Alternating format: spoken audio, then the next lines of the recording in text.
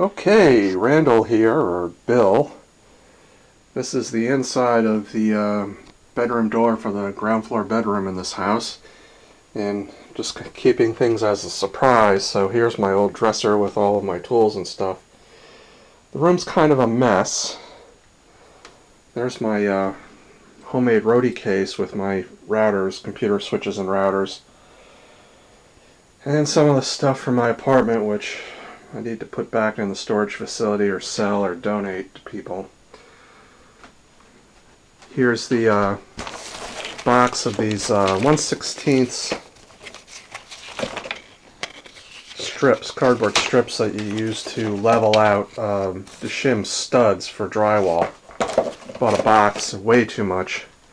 Okay, so we go over here, and a lot of junk. But the room is getting thinner. It's getting less stuff in here, believe it or not. And let's look at here. Oh my goodness, look at that. Whoa, too much light.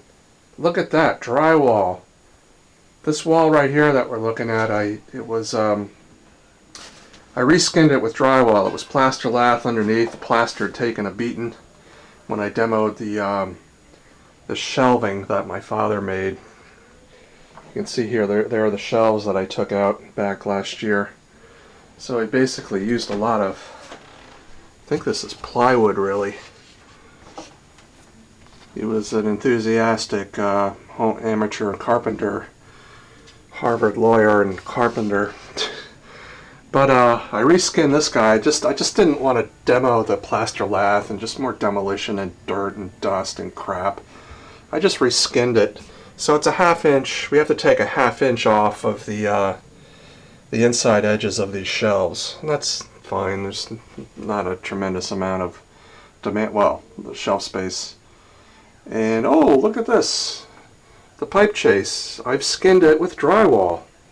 So if you remember, behind here were 1/2 inch plywood, 6 inch tall strips. And I filled this cavity with spray foam insulation. So it's the most insulated piece of wall in the whole house.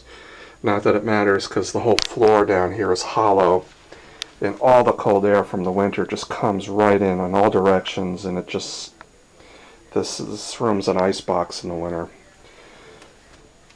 I don't really know what you would do to, like if you wanted to, I'd love to renovate this room, tear down all the walls. Maybe the ceiling too, probably, and especially rip the floor up. And I don't know how you would insulate it. It's just the way it's made. I mean, so much money in this house is probably going to get torn down anyway when we sell it. So just do what I can to make it comfortable for us in the near term. So here is the and up there is that piece of drywall in the ceiling I did last year. I'm going to reskin it again from over here to here and use the shadow line for where the crown molding goes on the top of the bookcase. This piece of crown, or piece of 1x4, I guess it is. So here is the pipe. Here is the PEX chase and the power line chase. This is the 220 volt line that I ran, aluminum. Here's 2 colds, the 3/4 colds. Here are the 2 3/4 hots. Tomorrow I'm just going to make sure I'm going to pin these somehow, just loosely, so they're not flopping in the breeze, but maybe they're all kind of semi-rigid. But today I did the shimming. This wall here are the pieces of drywall that I cut today. Cut the holes for the outlets right there. And these 2 pieces, this is the top piece, it's just a simple rectangle.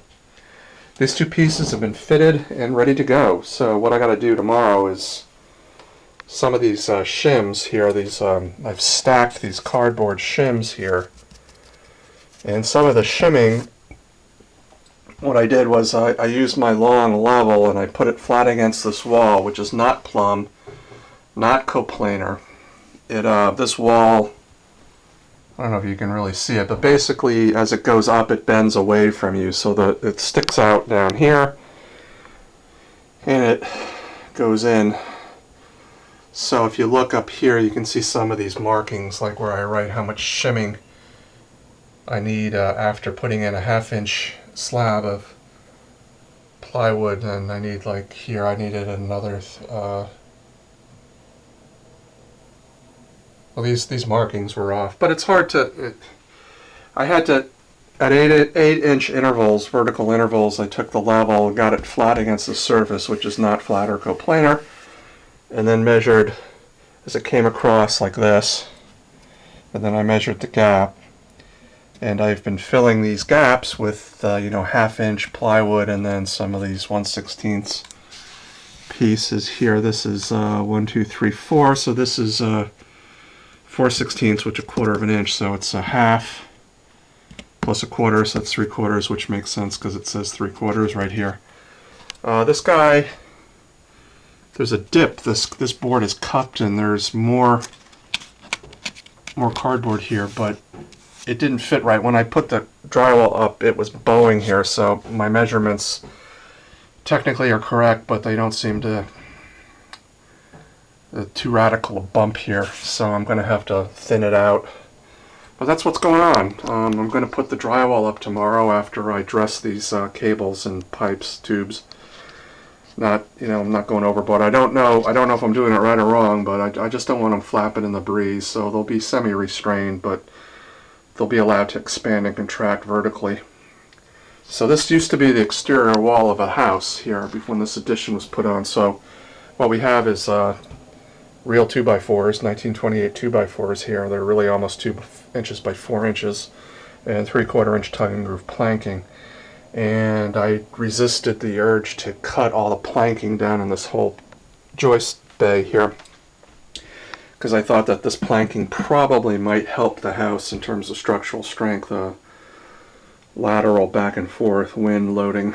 So I just removed the minimum enough for us to help snake things, the power line and the PEX. And so I made a hole there, which I reopened the hole from when we did the Smurf tubing. And I made the hole here, and then, so that's that. So I'll see you guys around. I'll let you show it to you tomorrow. So I think I made the right move here with just reskinning the wall. It's just such a pain to deal with plaster lath. And then when you take the plaster lath down, I feel like I have to shim the joists or the studs, so get it all plumb and flat and coplanar, and it's just more work. And I don't know. I don't think this wall is plumb, but I just don't really care at this point. So there we are. So we got the drywall up. I'll do the mudding, the joints and the screw holes, and do this joint right here and try to make it look as good as you can with the wall being all screwed up. And then we'll sand it and give it a prime, and then I'll put the shelves in, I guess, and then it's Mom's problem, my mother, to do the faux painting. I don't know if the faux paint job here can really be seen, but it's a beautiful dark brown, black kind of marble kind of texture with the scrapes here. That's where the orange from long ago, from the 70s, the 1970s orange shines through. Alright, so that's what's going on. Thanks a lot. Bye-bye.